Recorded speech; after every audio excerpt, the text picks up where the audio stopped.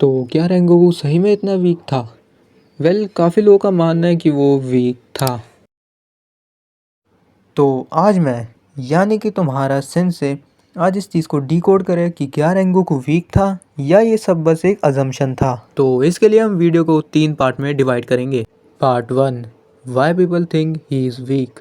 तो रेंगोकू को लोग वीक क्यों कहते हैं? कई जगह मैंने देखा है कि कुछ लोग उसे 7th और इवन 8th पोजीशन पे भी रख लेते हैं एज स्ट्रॉन्गेस्ट हाशिरा।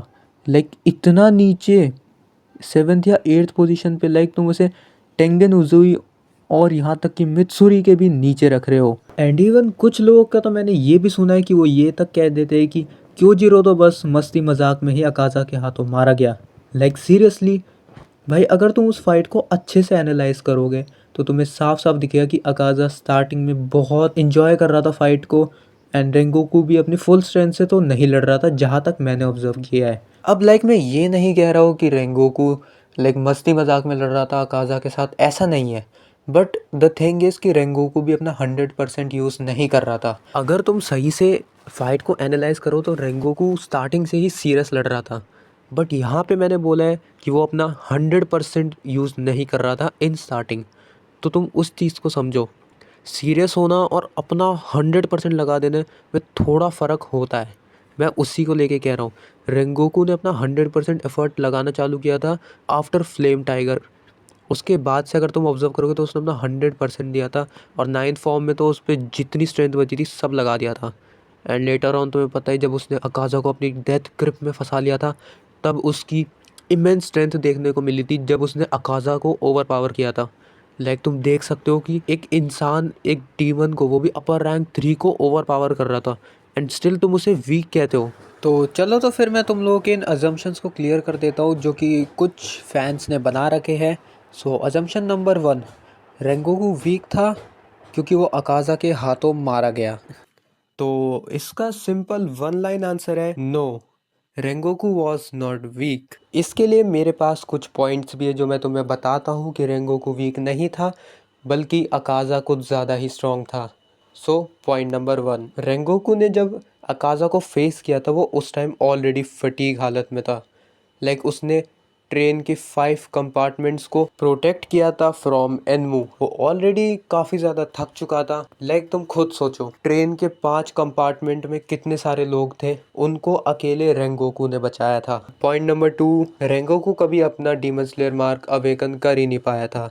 हाँ, आई नो ये काफ़ी ज़्यादा सैड बात है कि रेंगोकू कभी अपना मार्क अवेकन नहीं कर पाया, तेंजिन भी नहीं कर पाया था, राइट। बट रेंगोकू के पास अगर उस दिन मार्क होता तो एटलीस्ट रेंगोकू जिंदा बच जाता। वो अकाज़ा को हरा नहीं पाता लेकिन वो जिंदा ज़रूर से बच जाता। बट उस दिन उसके पास मार्क इसलिए भी नहीं था क्योंकि जो करंट टाइमलाइन है वहाँ पे जो सन ब्रीथर है यानी कि तानजीरो, उसने अभी तक अपना मार्क अवेकन करा ही नहीं था। अगर वो अपना मार्क अवेकन कर लेता तो डेफिनेटली वो पास डाउन होता और रेंगोकू भी अपना मार्क अवेकन कर लेता। और सबसे बड़ी वीकनेस जो रेंगोकू की थी उस फाइट में, या फिर एक डिसएडवांटेज और अकाज़ा की एडवांटेज, वो थी अकाज़ा की technique compass needle. Yes, you heard it right. अगर कंपास नीडल नहीं होती अकाज़ा के पास तो डेफिनेटली हमें फाइट थोड़ी और ज़्यादा देखने को मिलती। रेंगोकू की जो फाइटिंग स्पिरिट है वो ऑलरेडी उसकी कंपास नीडल समझ चुकी थी और उसका काम वही होता है कि अपने अपोनेंट की फाइटिंग स्पिरिट को देख करके उसके अटैक्स को जज करना, और जितनी ज़्यादा अपोनेंट की फाइटिंग स्पिरिट होगी अकाज़ा की कंपास नीडल भी उतनी ही ज़्यादा स्ट्रॉन्ग होगी और अकाज़ा के मूवमेंट्स, उसकी एबिलिटीज़ और ज़्यादा एनहांस होती जाएगी, वो अपने अपोनेंट के साथ साथ और ज़्यादा स्ट्रॉन्ग होता जाएगा। अगर मैं सही सही बताऊँ तो कंपास नीडल एक काफ़ी बड़ा रीज़न था रेंगोकू के अटैक्स को काउंटर करने के लिए। अगर तुम सही से देखो तो रेंगोकू, सानिमी जैसे जो हाशिराज है या जो डीमन स्लेयर्स है, इनके लिए अकाज़ा के पास बेस्ट काउंटर टेक्निक है। इसलिए अकाज़ा को हराना काफ़ी ज़्यादा हार्ड हो जाता है। तभी रेंगोकू उसके सामने कुछ नहीं कर पा रहा था क्योंकि अकाज़ा ऑलरेडी उसके अटैक्स को डॉज भी कर रहा था, साथ ही साथ उसका अटैक्स को पहले से ही समझ के नलिफाई भी कर दिया करता था। और ऊपर से उसके पास सबसे बड़ी चीज़ थी रीजनरेशन एबिलिटी, जो कि बाकी अपर मून से काफ़ी ज़्यादा फास्ट है। लोअर मून्स और अपर मून 4 तक जितने भी है इन सब से काफ़ी ज़्यादा फास्ट है, क्योंकि जो टॉप 3 अपर मून्स है उनकी रीजनरेशन एबिलिटी इस इमेंस लेवल बहुत ही ज़्यादा है। वो भी एक काफ़ी ज़्यादा प्रॉब्लमेटिक थिंग थी।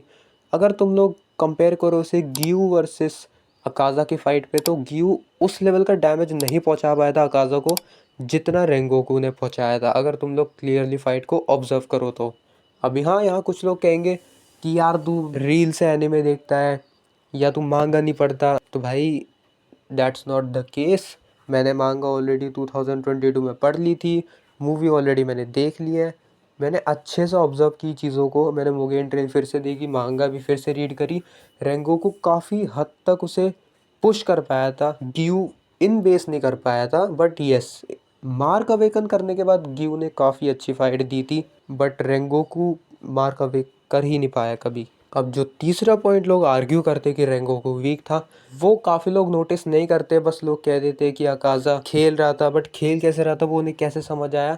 उसका मेन रीज़न था अकाज़ा का काम nature through out the fight. मतलब लास्ट के पॉइंट को हटा दो, बाकी मिडल तक जो फाइट थी वहाँ पे अकाज़ा काफ़ी काम रिएक्शन में था, बट अगर तुम लोग ध्यान से देखो तो कहीं जगह अकाज़ा शॉक भी हुआ था रेंगोकू की स्किल्स को देख करके और उसकी फाइटिंग स्पिरिट को देख करके। अकाज़ा वॉज enjoying द फाइट। इसका मतलब ये नहीं है कि अकाज़ा रेंगोकू के साथ खेल रहा था, वो किसी भी एंगल से रेंगोकू के साथ नहीं खेल रहा था, क्योंकि अगर वो रेंगोकू के साथ खेलना चाहता तो वो अपने 6 स्ट्रॉन्गेस्ट टेक्निक्स में से 4 स्ट्रॉन्गेस्ट टेक्निक रेंगोकू के यानी कि एक सिंगल हाशिरा के अगेंस्ट तो परफॉर्म नहीं करता, ना ही यूज़ करता, बट स्टिल उसने करी ये 4 टेक्निक। मैं चारों टेक्निक का नाम तुम्हें बता देता हूँ जो उसने इस्तेमाल करी थी अगेंस्ट रेंगोकू। सबसे पहली टेक्निक है डिस्ट्रक्टिव डेथ कंपास नीडल, दूसरी है destructive death air type shock wave, तीसरी है डिस्ट्रक्टिव डेथ डिसऑर्डर, चौथी है डिस्ट्रक्टिव डेथ एनाइलेशन।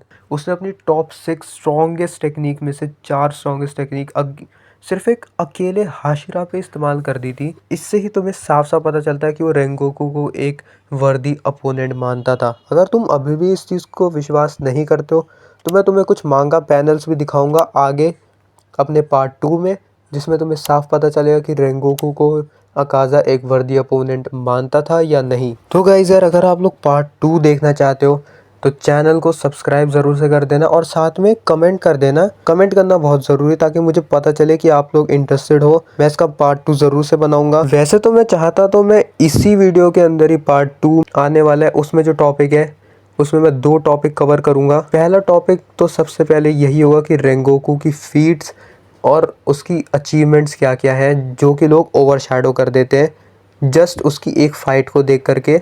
और वहीं पर लास्ट में मैं फाइनल वर्डिक्ट भी निकालूँ कि क्या रेंगोकू सही में वीक था या फिर ये सारे जो अजम्पशंस बनाए जा रहे थे ये सारे फॉल्स थे या सही में रेंगोकू वीक था।